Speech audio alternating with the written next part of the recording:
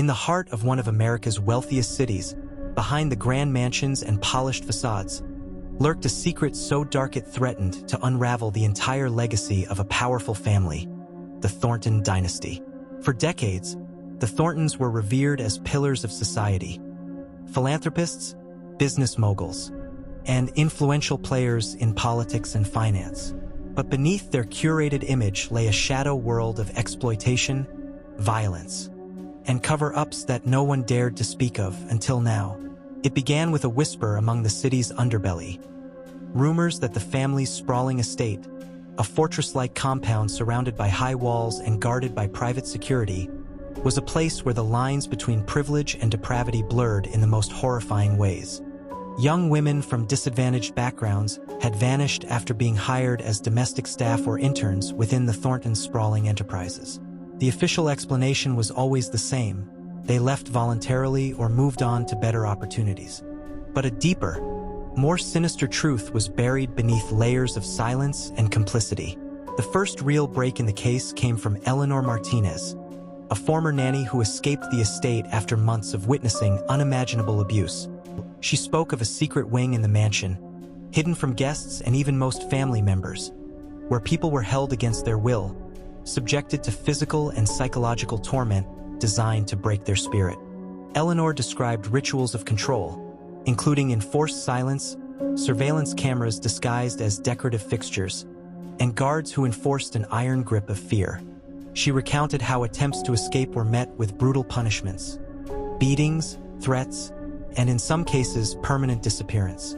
Eleanor's testimony set off a cascade of investigations by law enforcement, independent journalists, and human rights organizations. As reporters dug deeper, they uncovered a network that extended beyond the mansion. A web of illicit trafficking, forced labor, and exploitation that stretched across state lines, implicating politicians, law enforcement officials, and business partners who profited from turning a blind eye. The case exposed the toxic intersection of wealth, power, and systemic privilege, a fortress built not just on money and on fear and oppression. What shocked the public the most was the family's ability to manipulate the justice system. Despite mounting evidence, the Thorntons leveraged their connections to stall investigations, intimidate witnesses, and smear the credibility of accusers. Confidential settlements were rumored to have silenced dozens, while media outlets owned or influenced by the family carefully controlled the narrative, framing the story as a smear campaign by disgruntled ex-employees and opportunistic journalists.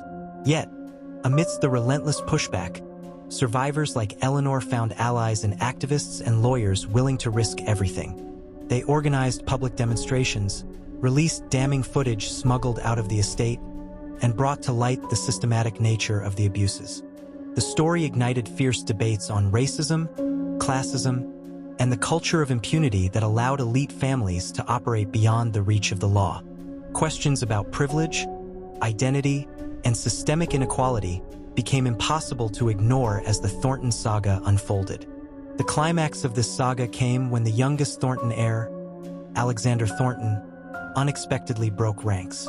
Haunted by guilt and pressure from his conscience, he leaked incriminating documents and recordings that revealed the extent of the family's crimes.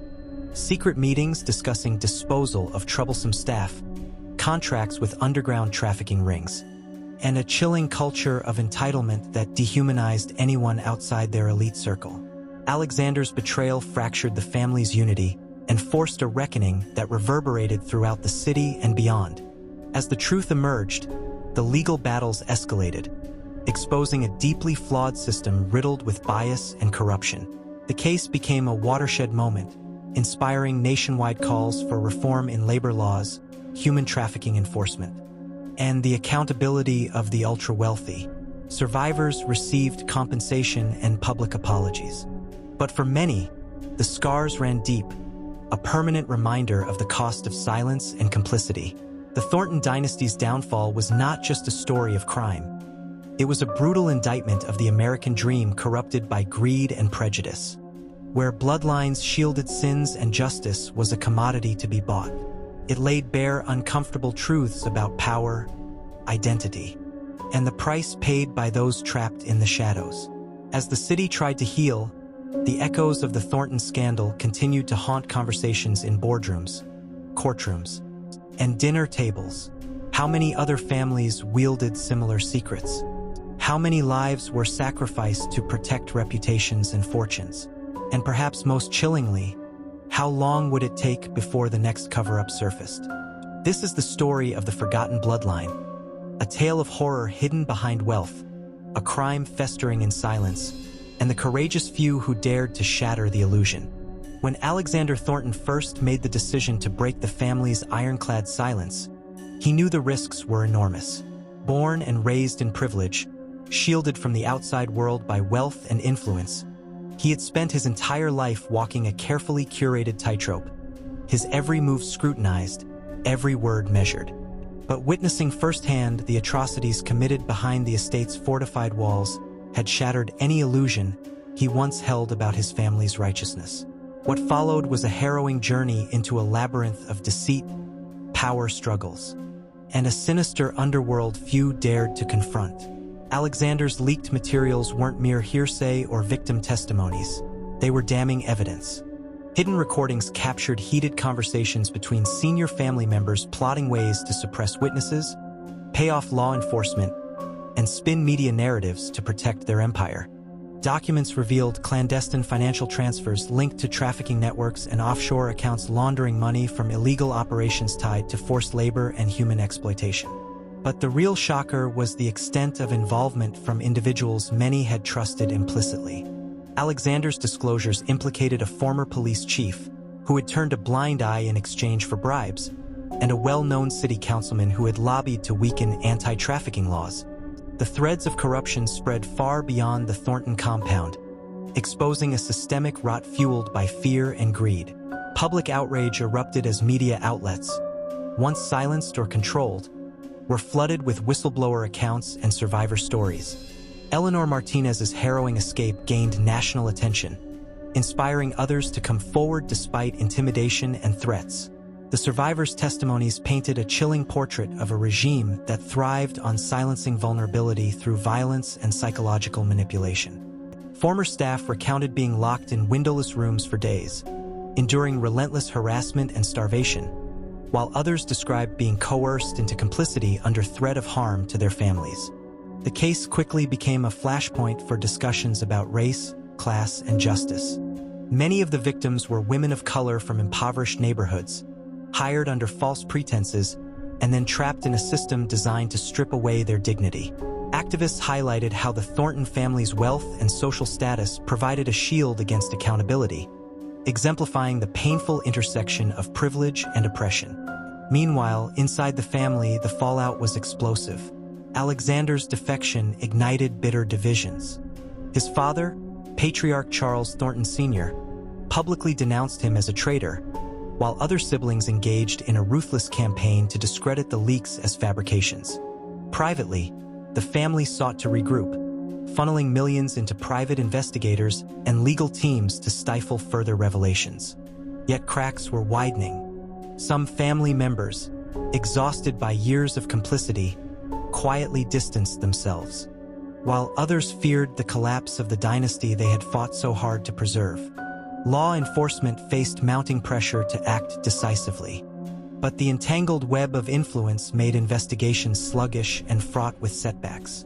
Key witnesses disappeared under mysterious circumstances, court hearings were delayed, and prosecutors struggled against a defense team armed with nearly unlimited resources. The case exposed uncomfortable questions about how money and power manipulate justice and the difficulty of breaking entrenched systems that protect the elite. Despite this, a coalition of lawyers, journalists, and activists pushed forward relentlessly.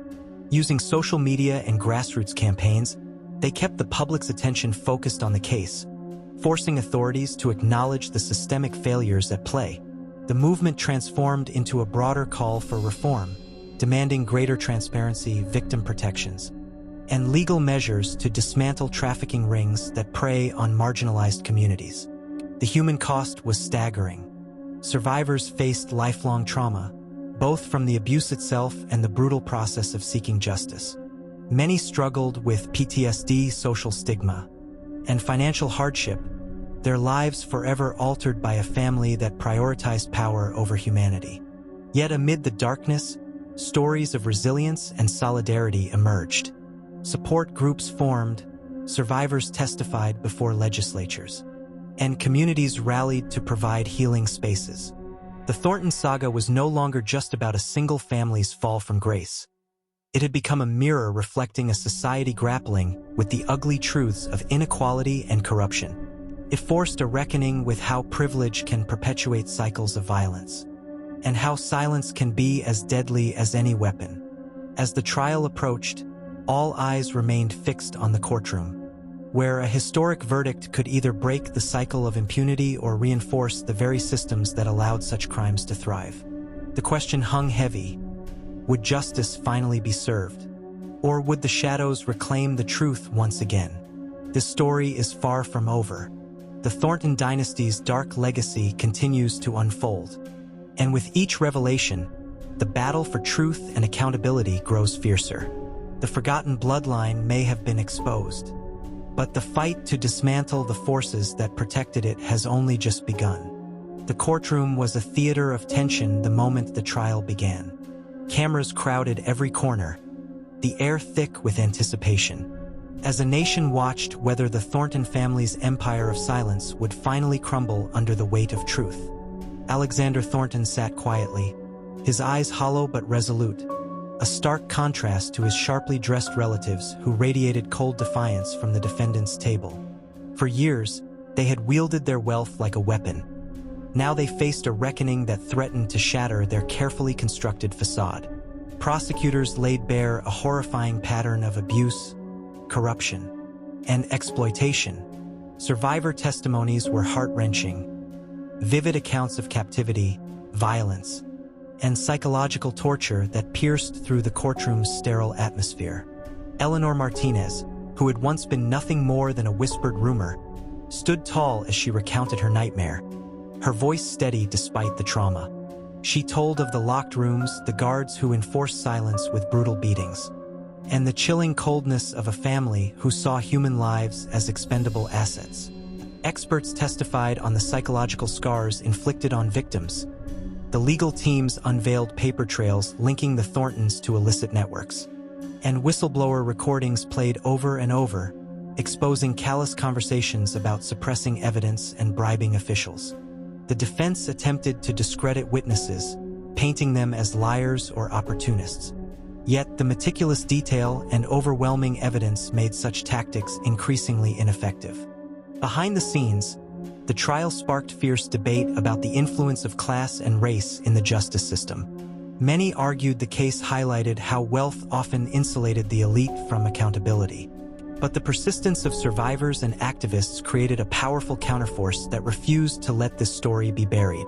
Community rallies, petitions, and media campaigns applied unrelenting pressure on lawmakers and judges to ensure transparency. Midway through the trial, startling revelations rocked the courtroom. Documents surfaced proving that several high-ranking officials had received payments from Thornton-controlled trusts, confirming the systemic corruption Alexander had warned about. These disclosures forced a wave of resignations and investigations, widening the case's impact far beyond the family itself. The trial's pace quickened as more family members chose to testify, some turning against the patriarch in an effort to salvage their own futures. Deep family secrets spilled out, years of manipulation, blackmail, and violent silencing tactics that had maintained the dynasty's grip on power. The public watched in disbelief as the seemingly untouchable Thorntons were exposed as deeply flawed and morally bankrupt. Ultimately, the jury deliberated for days. When the verdict was finally announced, it sent shockwaves through the nation. Multiple members of the Thornton family were found guilty on charges ranging from human trafficking and racketeering to obstruction of justice.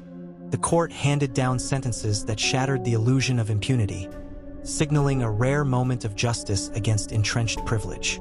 But the consequences of the case extended far beyond the courtroom. Legislative reforms were introduced to strengthen protections for trafficking victims and increase scrutiny of elite influence over law enforcement and politics. The media spotlight on systemic corruption spurred broader discussions about inequality, power abuse, and the urgent need for transparency in all levels of government and society. For the survivors, the verdict was bittersweet. Though they had achieved a hard-fought victory, the scars of their ordeal remained. Many began rebuilding their lives with the support of advocacy groups that had formed during the trial. Their bravery in facing a seemingly unstoppable force inspired others to break their silence, fueling a growing movement against trafficking and exploitation worldwide.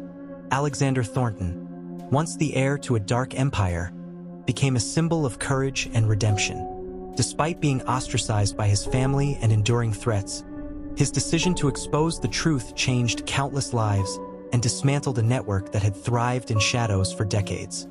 Yet even as justice was served, the story left haunting questions about what else might still be hidden behind the doors of privilege. The Thornton saga became a cautionary tale of how unchecked power corrupts absolutely, and how vital it is for society to confront uncomfortable truths rather than bury them. In the end, The Forgotten Bloodline is a story of darkness and light, a brutal reminder of human cruelty and resilience, of corruption and courage. It challenges us all to question the structures we take for granted and to stand unwavering in the pursuit of justice, no matter the cost.